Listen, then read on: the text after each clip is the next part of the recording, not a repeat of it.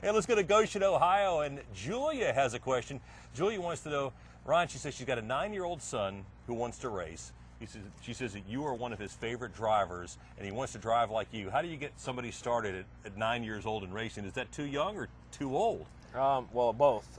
But either way, there's still plenty of time. I started racing when I was 4.5 years old, driving quarter midgets. Quarter midgets are like go-karts with a roll cage. We raced on ovals. I'm from Indiana, so Region 4 was our region. We raced Indiana, Michigan, Illinois, Ohio. That was the main area that we raced. We raced all across the United States, but that was our weekly racing. And quarter midgets are a great way for the family to go out.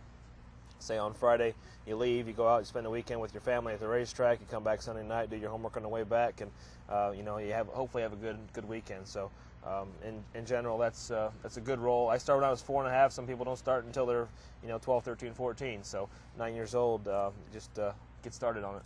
And she was from Ohio. Are there particular tracks? I know, like at Lowe's Motor Speedway, they have the Legends that run weekly during the summer, and I think they do the same thing in Atlanta and Texas. There are a ton of options out there for kids, whether it's quarter midgets or go-karts or Legends cars or bandoleros. There's different things that you can do in different places, depending on your age and what you're interested in. If you like open wheel racing with wings, then there's that. There's micro midgets. If you like stock cars, then there's bandoleros and Legends cars somewhat to an extent. If you like open wheel midgets, sprint cars, there's quarter midgets and go-karts. So you can kind of choose your flavor. Well, I tell you, a lot of great options out there. So best of luck to him. Maybe we'll see that young man sitting here one day. That's fine. All right, sounds good. Let's go to Guinevere in Sycamore, Illinois. Guinevere says, as a college professor, please let your fans know how your education's helped facilitate your success as a driver and a team member in NASCAR. Well, the biggest thing is you don't start a sentence with And secondly, I learned a lot about the cars. I learned a lot about simple things. Basically, I always said that college taught me two things. It was problem solving and time management. Those two things you learn at college, whether you study physics, whether you study math, whether you study engineering, whether you want to be a nurse, you study and you learn those two things. Those are the equations I say for everyday life, and everybody deals with it. It's just how you deal with it and how you recognize it. So those two things I think help me and make me understand from a communication standpoint, working with the car, working with the people, how to make the race car go faster, and communicating to the guys in the right language so that we can get the job done.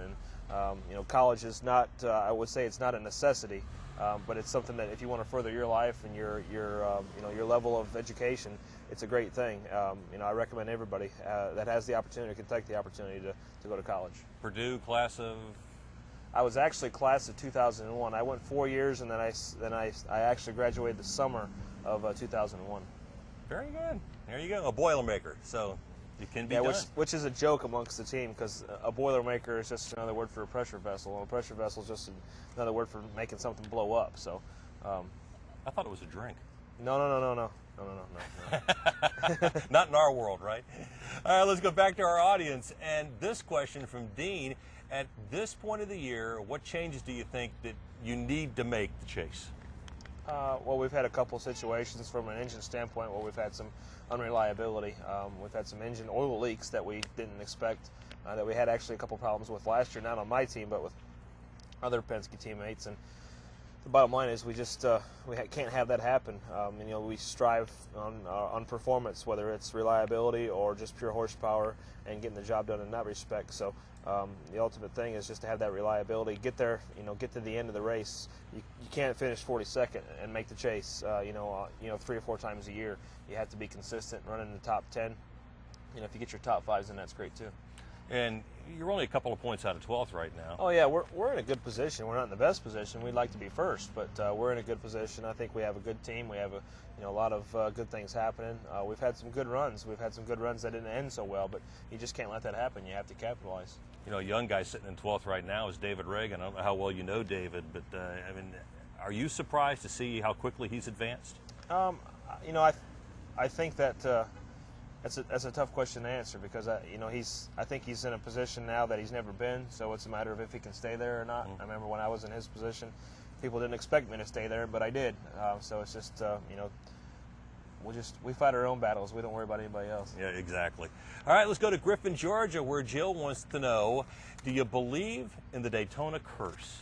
No, not at all. There is no such thing. There's no such thing as a sophomore jinx, a Daytona curse, any of that. That's you create your own luck.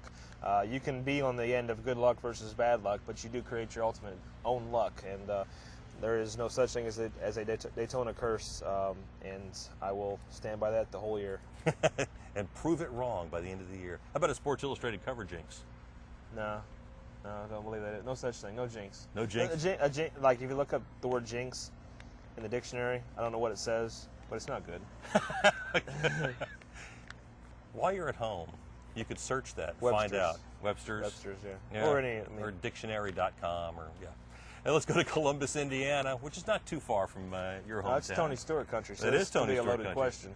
Yeah, we better look out for this one. All right, James from Columbus, Indiana says, being a former open-wheel driver from Indiana and also a member of a team owned by a prominent IndyCar owner, do you think there's any possibility for you to ever run the Indy 500? Well, Roger has talked about it, and I have talked about it with him. But my goal is, with this number 12 Alltel Dodge behind me and trying to win that championship, and I wouldn't do anything to my team or my guys to take away from them and their goals to do that, because I wanted to run the Indianapolis 500. So it would be fun, and later down my career path that may happen, and I think Roger would give me that opportunity.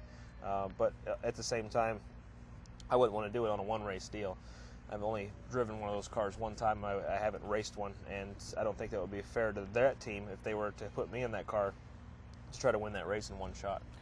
In the Indy 500 or the open wheel series seems to be more of a younger man's game anyway. It's a little man's game. Well, that's true. If you weigh over 145 pounds, you're at a disadvantage. So I need some serious slim work done. I'd got no chance at all.